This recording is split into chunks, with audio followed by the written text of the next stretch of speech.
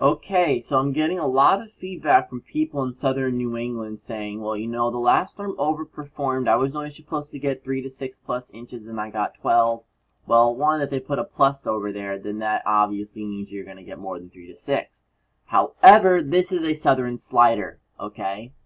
And I'm sure people in southern New England last year remembered the bullseye being over southern New England, and then it shifted over my house. And I'm like, perfect, I'm going to get a historic snowstorm. And then I got nothing. It went even south of DC. So we're going to go over the map that I put out, and I'm going to explain to you guys why I did this. It's right over here.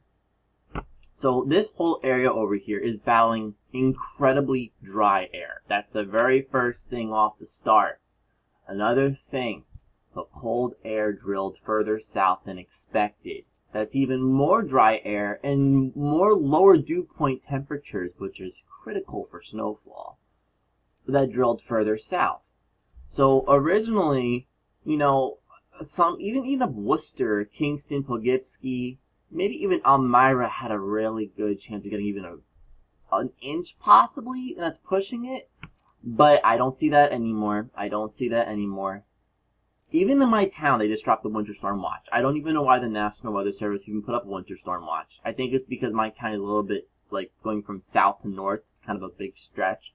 But yeah, the cold air is too powerful now. But very important thing, the storm I did say was coming further north, which it did. It did not mean that, okay, southern New England's going to get blasted, New York City, North Jersey, my house, no. That just means the storm's coming further north, but the cold air drills further south, and you're kind of in the same spot again a little bit. But this is what I'm watching for. The QPF field, the precipitation shield, is very, very important. Because that is what's going to dictate how far is the snow going to come north.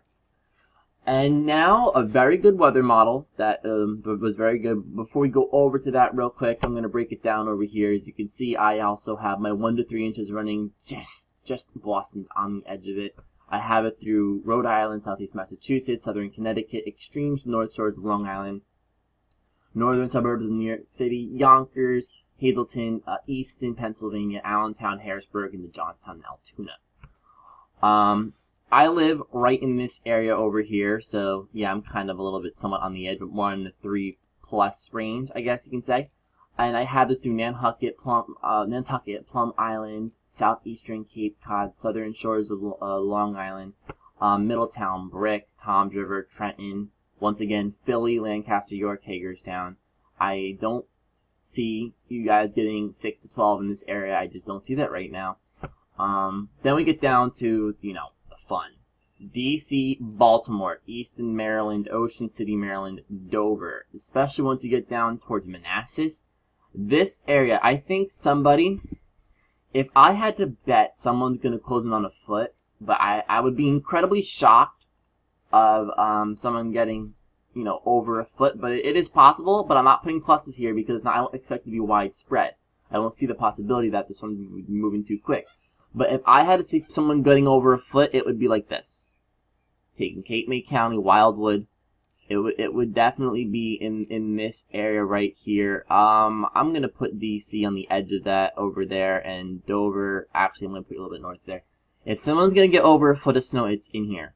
It's in here, heaviest axis of snow.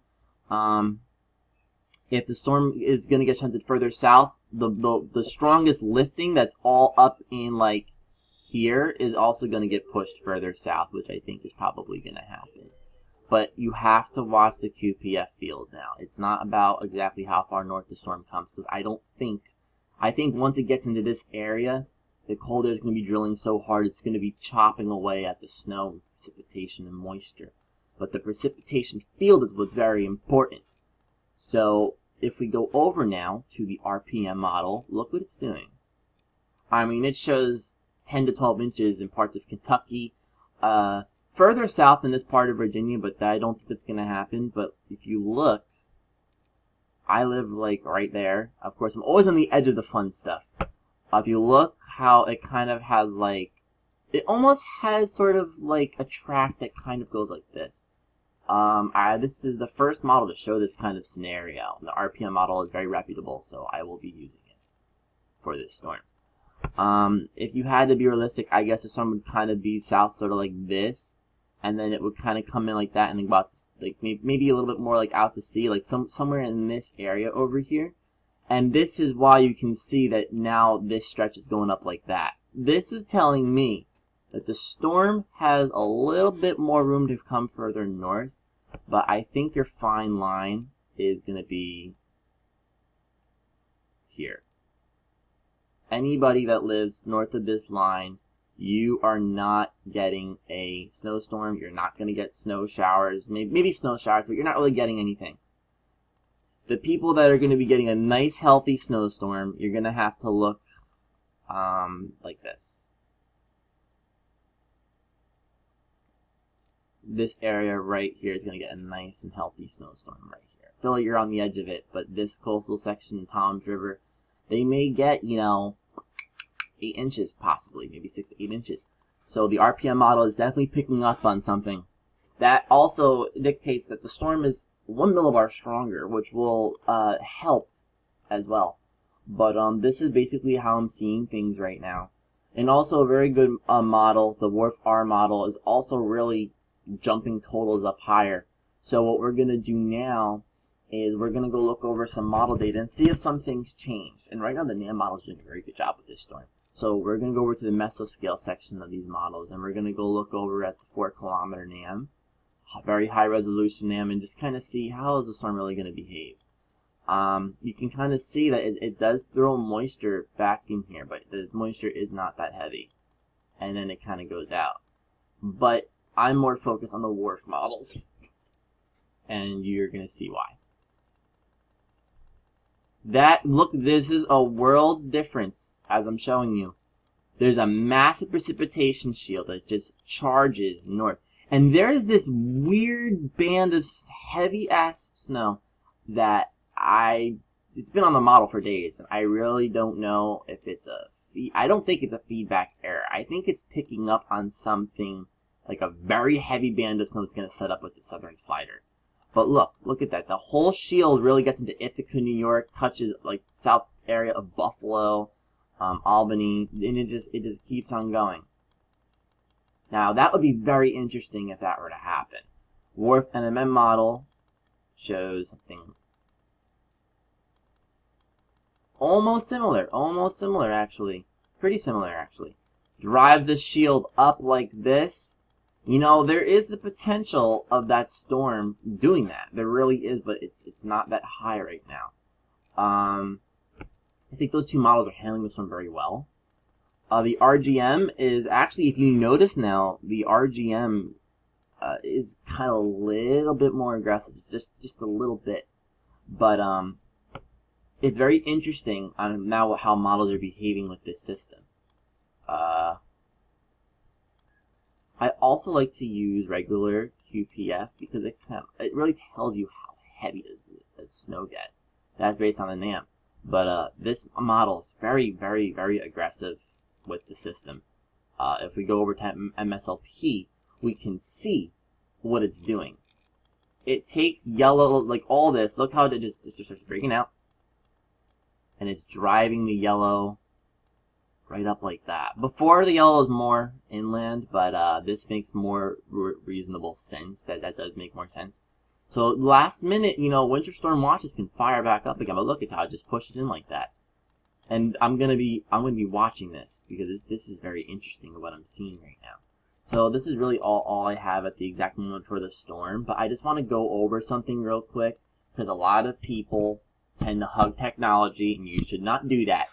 Okay, I have a lot of people saying, well, the PNA is supposed to go negative, and I'm like, okay, but how far down is it showing that? Okay, you don't want to look past a certain point on any teleconnections, because you see this? If something is doing this, why are you going to trust this entirely by heart? I know I don't. So the PNA, I'm only going here. This is when, things start to disagree, because look, you have some bringing it back positive or going to neutral, okay? This is why you cannot go for gospel. I know someone showed me the European ensemble and operations. I don't care, because it's going to change, just like the MJO, alright? And, the GFS showing in the long run that, oh, here comes a big warm-up, okay? Winter is over. I don't believe in that either. And the fact that someone's using the GFS for long range is just, is just an idiot. I'm sorry. I'm a very blunt, honest person. If you want to be smart, people have to whip you into shape. You know, I whip myself into shape. It's called self-discipline.